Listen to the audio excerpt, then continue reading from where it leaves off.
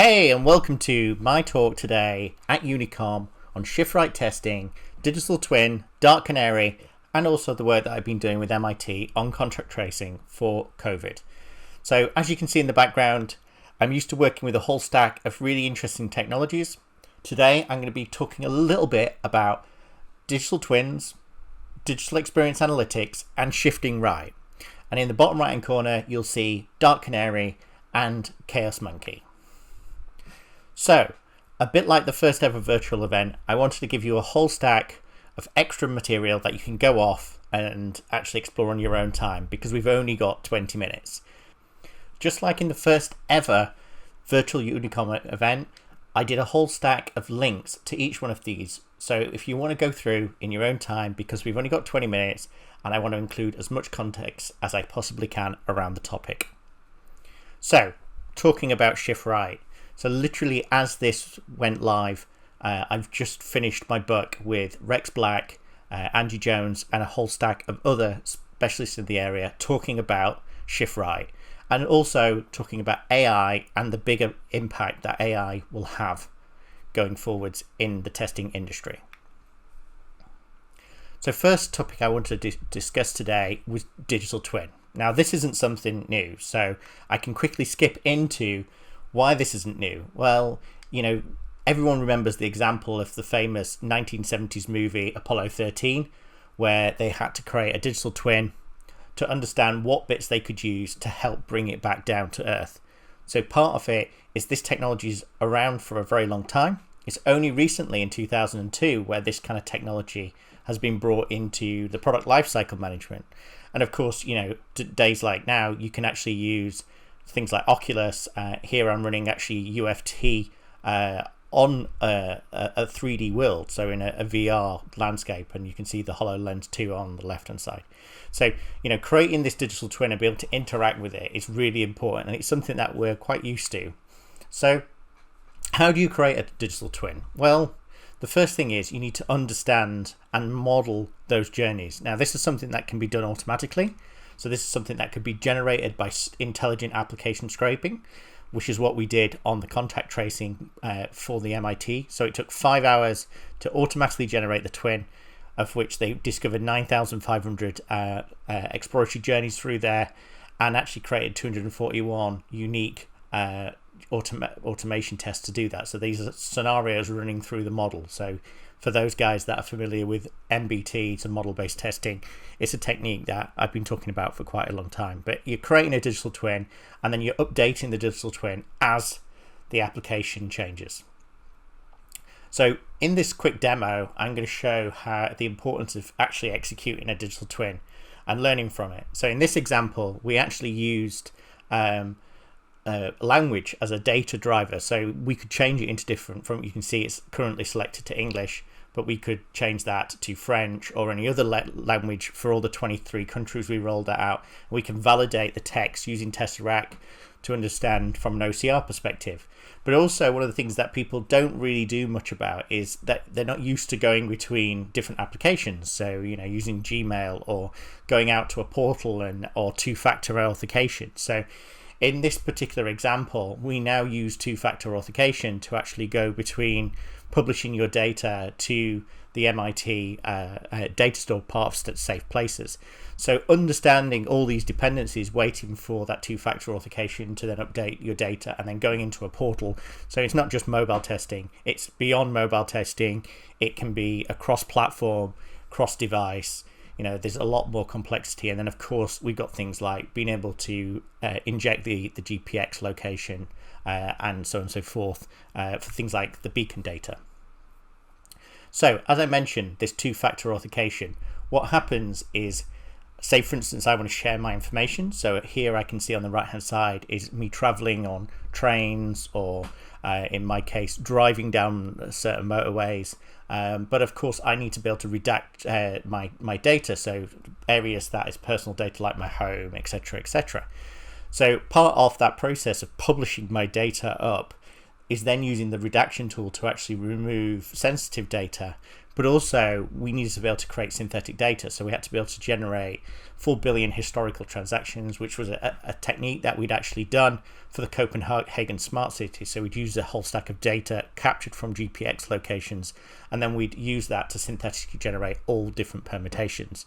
So for when it came to the London one, which you can see in here, we've synthetically generated thousands of possibilities. So there's more chance of us being able to create realistic scenarios where people interact with each other at different speeds, walking, buses, public transport, cars.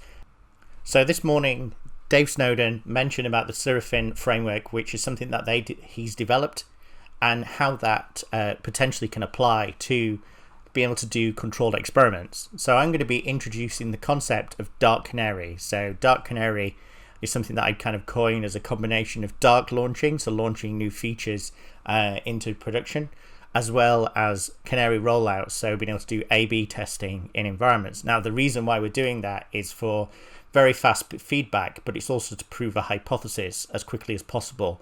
And we get the data from digital experience analytics, so stuff on the right hand side, to validate our hypothesis, whether that be dark launching a new menu and seeing how people react to it, or a new feature. So what is chaos engineering? Well, chaos engineering isn't anything new.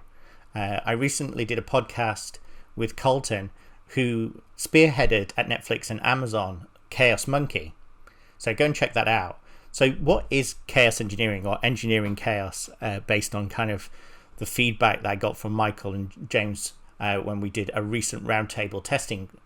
It's around this ability to be able to create a steady state behavior. So create an environment that you can start providing some types of experiments on.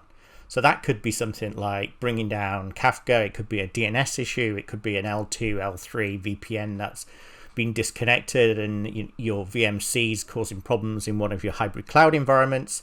But what we're doing is we're creating real world events, but not in production, but actually in a controlled environment. And then we're automating these to see if we can make sure that the orchestration and the builds work correctly, and we are able to deal with systemic failure in production and also roll back into a steady, safe state. So this concept of chaos engineering is really this idea of engineering chaos to prove that you're able to recover from it without having to wait for it to happen in the real world. So what does that look like when you combine it with, say, for instance, a dark launching kind of capability? And this is something that I'm going to be talking about later on the year. But I think this example probably gives you the idea where you potentially have got technologies like machine learning involved. So you're actually you're releasing a version which you're learning about the behavior, and the behavior could be real world. It could be also how it's performing from a accuracy point of view, so it's misclarifications. It's also building a model. As it builds the model, you're understanding any anomalies, so kind of things that you don't expect to happen there, and you can keep on iterating around that. So we refer to it as kind of hypercube baselining, so the ability to create a model of what the real world looks like and then experiment with that model under certain circumstances. So this ability for the system to learn, and the context aggregation, the ability to predict failure from happening and creating remuneration before it actually happens, and also do all this dynamic root cause analysis is really important. But at the same time, we're also trying to optimize for outcomes. So as we can see in the bottom left hand corner, this is from Alchemist, where they actually look at, say for instance, your pods when you're releasing out into Docker or something and deploying into production, how you optimize those particular variables, configuration as code, so your caching, etc., how far you read ahead, and optimize it for the type of workload you're doing. So all these experiments can be happening behind the scenes without anybody knowing about them, but also be at a small percentage. So you might be only 1% who are using a new type of algorithm or a new type of release, and we're learning from that to work out whether we roll that out at a bigger scale.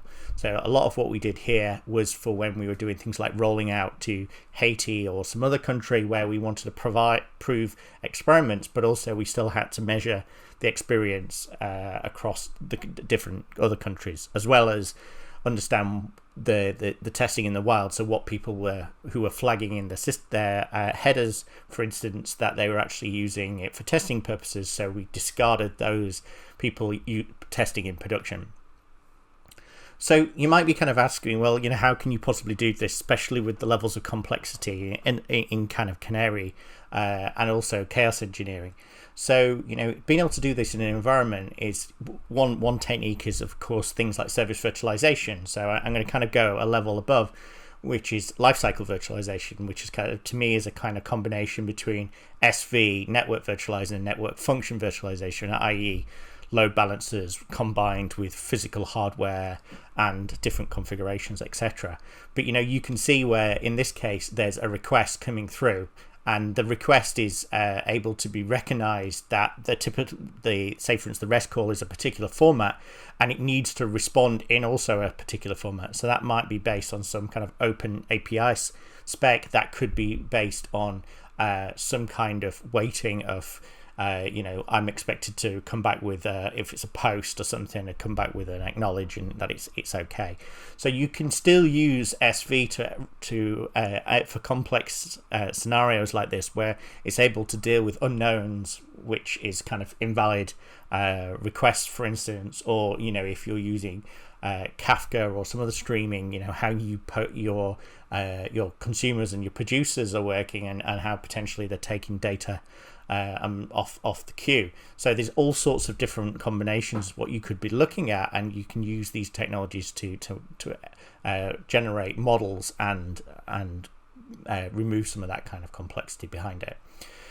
So the next topic I really wanted to talk to you about was kind of bringing this in by shifting right. So I've for the book I've kind of reduced the kind of complexity of this model, which was really based on three components. It was the thinking aspect, the creating aspect, which I guess we all do, and then the learning aspect, which is kind of an operational learnings, and then feeding back from ops into our thinking, and that's the broken connection where I feel like there was needing some work. And this is where shift right really isn't about shifting your testing later into the life cycle. It's actually about taking what's happening in the real world and informing your decisions of what you should be testing based on real world decisions. So it's that connection back from learning to thinking. And another way to look at it is kind of breaking it up again into this kind of dev and ops, or ops dev is what I like to refer to it now as in blurring the lines between operational insight and development. And this is where you take that data from a digital experience analytics platform, which you could in theory have not only in ops but in staging, in your dev environments. Everywhere should have monitoring. It should be measuring, and it should be capturing those informations and the telemetry all the way through. So by capturing the shift right information and pulling it left, we can create a more realistic model of what's happening. And this is what I class as digital experience analytics, so DXI, and also digital experience testing, or digital testing for short. And this is really this ability to learn from real usage and continuously improve and provide better digital quality. So again, how do we capture all this information? Well, we know we've got digital experience analytics tools now. So we've got tools that are able to look at the data, use machine learning, and provide insight about remedy or any kind of issues that are coming through. But really, this to me kind of breaks into kind of three core areas. It's about probing, so being able to capture what's going on in the network. So you've got things like Phantom from the guys from Splunk, or some other type of security tools that's very good at understanding what's registered against the DNS, what does the landscape, what's the architecture look like. The second is testing, the ability to kind of test a node in isolation, but also test lots of nodes which are upstream and downstream systems. The most important aspect, which I'll be going on in a little bit more detail, is the data side of thing. And then it's the learning of all these interactions behind and what that looks like. So when I talk about interactions, it's things like the repository, so the GitOps approach, which I'll be talking about at Sophia a little bit later on. It's about your entire application stack, your source code, linking it into the source code and understanding which bits have changed and what the risk is around that. It's about your release management pipeline. It's about understanding based on historical data, what the likelihood for a green or red, kind of amber status of whether you can go. It's your environmental management, it's your network management, your infrastructure management, your data management. There's so many dimensions to it, but you need to capture all this, session-based multi-dimensional data sets, which is one of the big challenges at the moment. So as I mentioned, kind of looking on the left-hand side for a minute, if you're trying to discover an entire ecosystem is that potentially is going to be represented by thousands of systems that are all running in different hosts, in different technologies, and the interaction between these nodes is what you're looking to understand. And here's again an example for kind of the work that we did for Brexit, which is huge amounts of systems.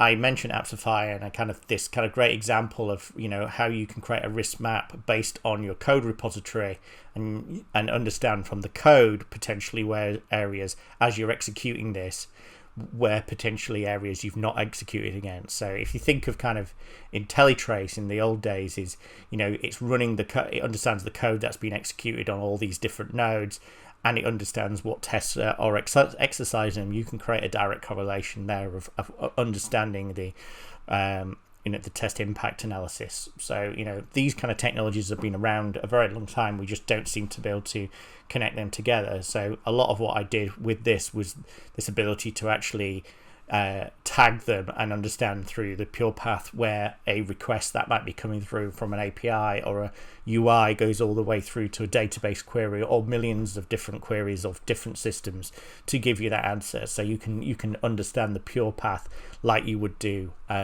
if you were looking at it from an ops perspective.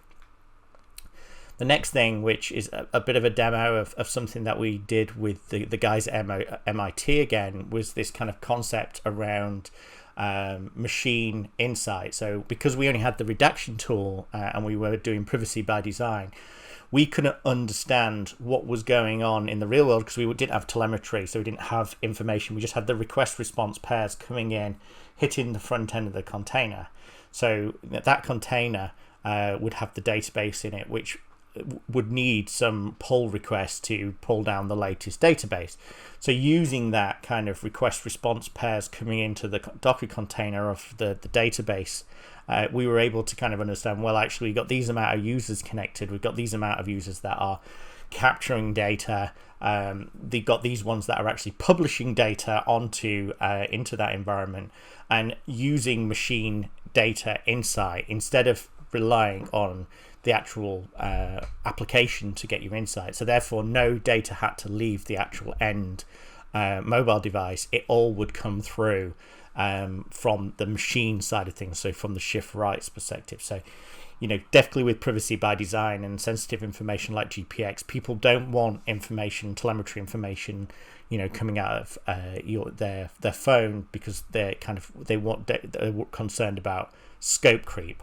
So this was one of the things that we kind of had to look in a big way to give that level of privacy, and also one of the challenges which we had was this kind of how do we keep that information on the phone but also keep engagement going. So part of it is, if we don't have any telemetry tools, then we have no insight into what we need to change to actually encourage behavior of the application. So finally, we got a bit of a side about predictive analytics and what that might look like. And this is a company that I'm working with at the moment, who actually link into the application stack the logging information. So for instance, I hit the front end with an invalid username password. That's obviously stored somewhere in some logging, which you might be pulling out to Grafana or wherever you might be storing that information. Part of it is it understands there was a workflow and something happened, so there's some kind of cause and effect. It can understand new features and new functionality that's been added to the actual application and how that's actually going to change what needs to be tested, and then it predicts that based on new workflows that it needs to do. So a lot of this kind of technology is coming through with complex CRM, ERP systems that actually you're linking the code and the changes made to that particular configuration of say an ESAP or a SAP or in the cloud, and you're understanding the impact of what the tests are, as well as the operational information coming out of your logging and all those metrics as well. So finally, I just wanted again to share a whole stack of information that could be useful for you. The last podcast which I did was a really interesting podcast, and we talked about how things have changed from a technology perspective, and also I've included that great one from Colton around chaos engineering and Netflix. So hopefully that's kind of given you a bit of a very quick kind of introduction to what digital twin is, what Dark Canary and chaos engineering is all about, and some of the work that we've been doing with the contact tracing with the guys at MIT. So, of course, reach out to me. The easiest way to get me is via LinkedIn. So it's just linkedin.com/in/automation. Send me a mail, send me a tweet in the bottom left-hand corner, and, enjoy the rest of the Unicom event.